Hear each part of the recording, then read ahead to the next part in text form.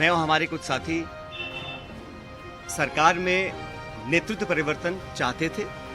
अपनी बात को लेकर हम दिल्ली भी गए और अपनी बातों को रखा। उसके बाद अखिल भारतीय कांग्रेस कमेटी ने लगातार चर्चाएं हुई और आज वो दुनिया में नहीं है, स्वर्गीय अहमद पटेल साहब, लेकिन उनके माध्यम से सब नेताओं से मुलाकात हुई और एक कमेटी का गठन हुआ, एआईसीसी ने किया। उसमें माखन साहब, वेणुगोपाल जी और अहमद पटेल जी सदस्य थे और उस कमेटी का एक काम था।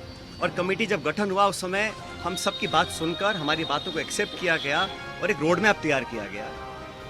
बहुत सारी बातें उसमें थी, मैं उसका उल्लेख नहीं करूँगा, लेकिन कमेटी का गठन हुआ और उसके बाद चाहे वो राज्यसभा के चुनाव हो, चाहे विधानसभा में मतदान हो, पार्टी का प्रचार हो, कांग्रेस को मजबूत और ताकतवर बनाने के लिए हम सभी साथियों ने जी जान से कोशिश की और मेहनत की।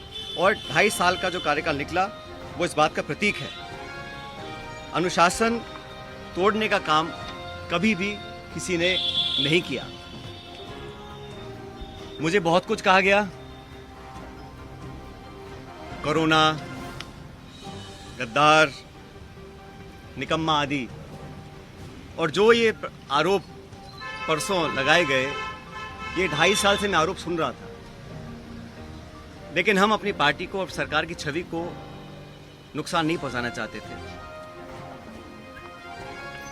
इसीलिए मुझे लगा कि जो प्रकार का भाषण दिया गया, मैंने पहली बार देखा कि अपनी सरकार को, अपने ही विधायकों को, अपने नेताओं को बेइज्जत और बदनाम करने का काम हो रहा है।